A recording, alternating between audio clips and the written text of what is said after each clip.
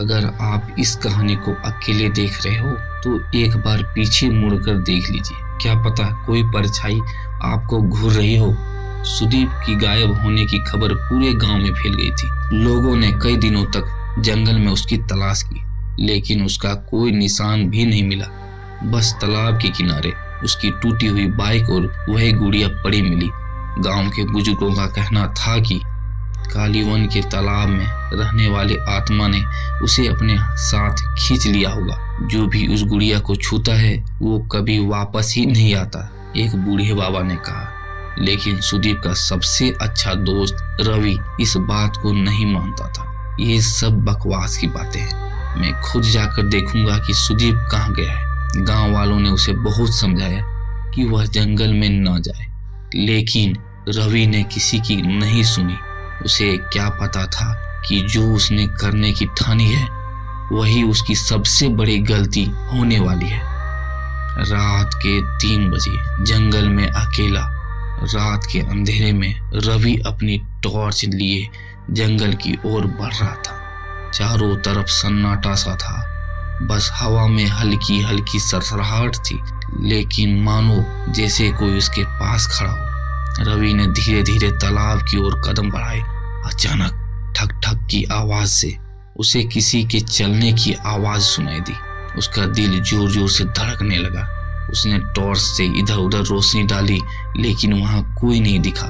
चारों ओर घना अंधेरा पसरा हुआ था। लेकिन फिर तालाब के किनारे उसे वह गुड़िया दिखी। गुड़िया पहले जैसा नहीं थी। इस बार उसके कपड़े फटे हुए थे, उसकी आंखों में लाल खून बह रहा था और उसकी होठों पर एक डरावनी मुस्कान थी। रवि का दिमाग चकरा गया। ये क्या है? तभी गुड़िया के होठ हिले। तुम भी मरने आए हो?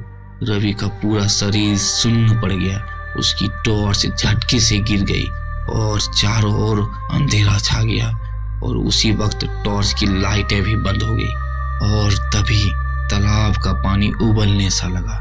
रवि यह देखकर डर गया। रवि अब भागना चाहता था, लेकिन उसके पैर जकड़ से गए थे।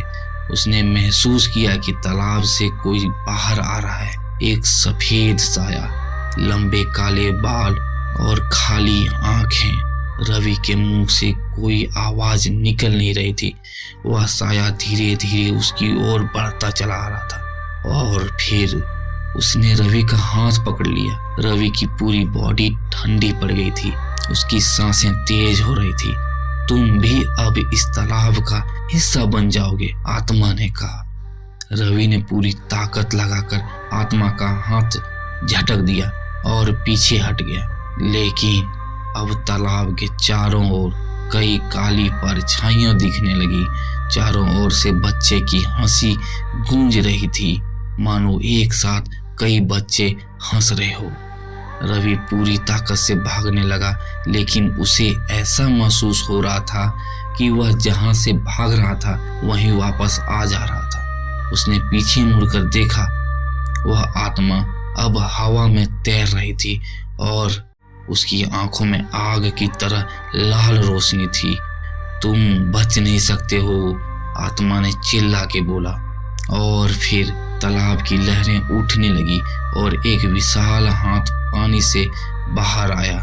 रवि पूरी ताकत से चिल्लाया, लेकिन उसकी आवाज गूंजते ही वह हाथ उसे पकड़कर अंदर की ओर खींचने लगा। बचाओ बचाओ, लेकिन कोई नहीं था जो उसे बचा सके। गुड़िया अब हवा में उड़ रही थी और उसकी आंखों से काले आंसू बह रहे थे। रवि ने पूरी ताकत से संघर्ष किया, लेकिन आत्मा ने उसे जकड़ लिया था और अगले ही पल वह तालाब के अंदर समा सा गया। चारों ओर सन्नाटा छा गया। गुड़िया जमीन पर गिर गई और उसकी आंखें धीरे धीरे बंद हो गई। सुबह के समय गांव वालों ने सुना कि रवि भी गायब हो गया है। अब तक जिसने भी जंगल में जाने की कोशिश की थी वह कभी वापस नहीं आया था। लेकिन जब गांव के कुछ लोग तालाब के पास पहुंचे तो उन्होंने वहां फिर से वही गुड़िया देखी।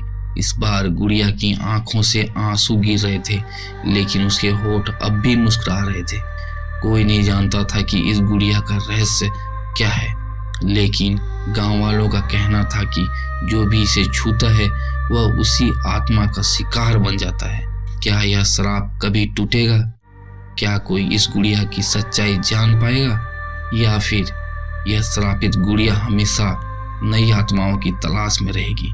भाग 3 में जानिए कि यह गुड़िया आखिर किसकी थी और क्यों यह श्राप बन गई। लेकिन क्या आप इसे देखने की हिम्मत रखते हैं? पूरी कहानी सुनने के लिए आपका बहुत बहुत शुक्रिया और धन्यवाद। अगली बार फिर हम आपसे मिलेंगे एक अविश्वसनीय अकाल्पनिक कहानी के साथ। तब तक वीडियो को लाइक करें और चैनल को सब्सक्राइब करना मत भूलना। और अगर आपके पास भी ऐसी कोई अद्भुत और अविश्वसनीय कहानी है जो आप हमें सुनाना चाहते हैं तो आप हमें व्हाट्सएप, टेलीग्राम या ईमेल के जरिए भी हमें भेज सकते हैं। ज़्यादा जानकारी के लिए आप हमारे वीडियो का डिस्क्रिप्शन बॉक्स चेक कर सकते हैं। तब तक रखिए अपना ख्याल। नमस्कार।